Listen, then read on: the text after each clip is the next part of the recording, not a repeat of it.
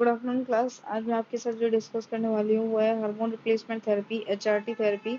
हमने last video में menopause के बारे में पढ़ा था। तो एचआरटी थेरेपी जो होती है आफ्टर मेनोपॉज या फिर during the menopausal period, women's को जो भी हार्मोनल प्रॉब्लम्स होती है लाइक एस्ट्रोजन प्रोजेस्टेरोन का, तो उसको ट्रीट करने के लिए हम लोग ये क्या करते हैं, हार्मोन रिप्लेसमेंट थेरेपी यूज करते हैं। ये मेनली जो होते हैं इसके दो कैटेगरीज में होता है, short term and long term category के अंदर होता है। शॉर्ट टर्म जो है वो सिर्फ सिम्टम्स को रिलीव करने के लिए यूज किया जाता है, और लॉन्ग टर्म जो होता है 5 to 10 years के लिए होता है। और इसकी ये क्या है, सिम्टम्स के साथ साथ और भी फैक्टर्स को जो है रिलीव करने के लिए, और भी फैक्टर्स को ओवरकम करने के लिए यूज किए जाते हैं। इस थेरेपी के बेनिफिट्स ये हैं कि vasomotor symptoms like hot flashes, night sweatings, इन सब सिम्टम्स को क्या करता है, रिड्यूस करता है। मसल एंड स्लीपिंग पैटर्न्स जो होता है, मसल एक और सब, उनको इम्प्रूव करता है। मूड एंड डिप्रेसिव सिम्टम्स को इम्प्रूव करता है, डिले करता है अल्जाइमर्स को, ठीक है। कोलोरेक्टल कैंसर्स जो होते हैं उनके रिस्क को डिले करता है ये। कनेक्टिव टिश्यूज को प्रोटेक्ट करता है ये। वीनस थ्रोम्बोएम्बोलिज्म जो होता है उनको रिड्यूस करता है। ऑस्टियोपोरोसिस रिस्क जो होते हैं उन्हें रिड्यूस करने में हेल्प करता है। इसकी कुछ मेन इंडिकेशंस ये है इस थेरेपी के, वो ये है कि रिलीव करता है मेनोपॉजल सिम्टम्स को, प्रिवेंट करता है ऑस्टियोपोरोसिस को, मेंटेन करता है quality of life in menopausal years के टाइम पे जो है नॉर्मल जो सिम्टम्स को इरेडिकेट कर कर नॉर्मल लाइफ को मेंटेन करने में हेल्प करता है। कुछ स्पेशल टाइप की वुमेन्स को जो है एचआरटी ट्रीटमेंट दिया जाता है, लाइक प्रीमेच्योर ओवेरियन फेलियर जिनका हो चुका हो, गोनाडल डिसजेनेसिस हो गया हो, या फिर रेडिएशनल या फिर सर्जिकल जो है मेनोपॉज हो गया हो जिन लोगों को, उनको देने के लिए। नेक्स्ट जो होता है ये किस फॉर्म में अवेलेबल होता है, हार्मोनल रिप्लेसमेंट थेरेपी जो होता है एचआरटी, वो किस फॉर्म में अवेलेबल है। एचआरटी के अंदर जो मेन प्रिंसिपल होता है वो ईस्ट्रोजन होता है। हम लोग जो यूज करते हैं सबसे ज्यादा हार्मोन जिसको रिप्लेस करने के लिए, दैट इज ईस्ट्रोजन। हिस्टेरेक्टमी के केसेस में जिन पेशेंट का हिस्टेरेक्टमी हो गया है उनके अंदर आप सिर्फ ईस्ट्रोजन का जो है हार्मोन को रिप्लेस कर सकते हैं। मगर जिनका हिस्टेरेक्टमी नहीं हुआ है उनके अंदर सिर्फ ईस्ट्रोजन का यूज जो होता है वो क्या करता है कि एंडोमेट्रियल हाइपरप्लेजिया या फिर एंडोमेट्रियल कैंसर कॉज कर सकता है। तो इसके अंदर जो है ईस्ट्रोजन के साथ साथ प्रोजेस्टेरोन हार्मोन जो होता है दोनों के कॉम्बिनेशन में यूज किया जाता है। ये जो है स्टॉप किया जा सकता है अगर सिम्टम्स धीरे धीरे इरेडिकेट हो रहे हैं और हमें लग रहा है कि धीरे धीरे पेशेंट के सिम्टम्स को कंट्रोल में आ रहा है, तो हम धीरे धीरे इस ट्रीटमेंट को स्टॉप कर सकते हैं।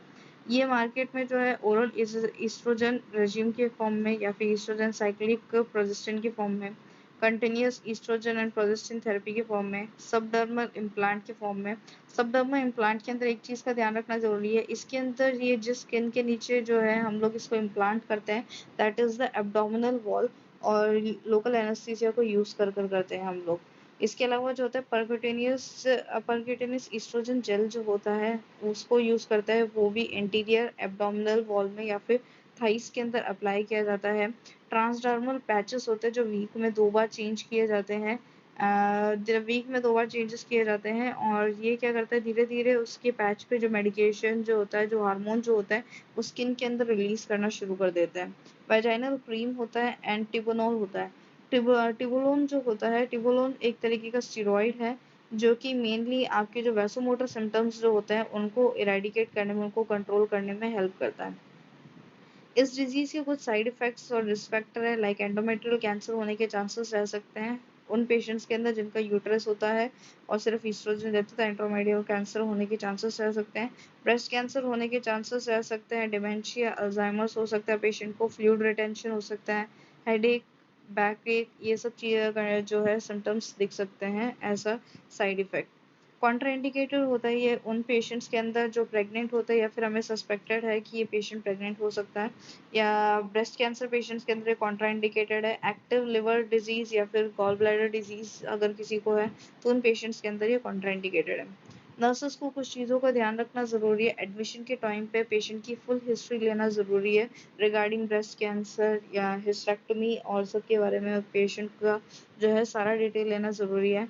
ड्रग हिस्ट्री लेना ज़रूरी है, किसी मेडिकेशन से एलर्जी है या कोई मेडिकेशन डॉक्टर्स ने, किसी और डॉक्टर ने लेने से मना किया हो तो उसका हिस्ट्री लेना ज़रूरी है। और कार्डियोवास्कुलर सिम्टम्स लाइक हाइपरटेंशन और सब, इन कंडीशंस के वो लेकर पेशेंट को नर्स को जो है पेशेंट की हिस्ट्री लेना ज़रूरी है। एचआरटी के टाइम पे जो है पेशेंट के थ्रोम्बोएम्बोलिक डिजीज जो है उसको मॉनिटर करना ज़रूरी है। एबनॉर्मल यूट्राइन ब्लीडिंग हो रही है तो उसे मॉनिटर करना ज़रूरी है।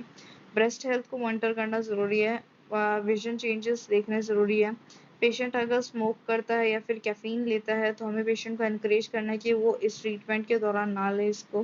ग्लूकोज लेवल मेंटेन करना ज़रूरी है। पेशेंट को सीजर्स आने के चांसेस रह सकते हैं due to the fluid retention.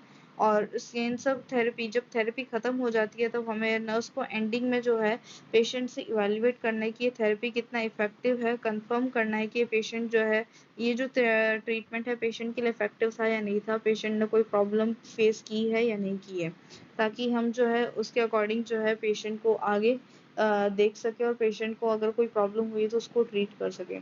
So this is about the hormone replacement therapy. Thank you.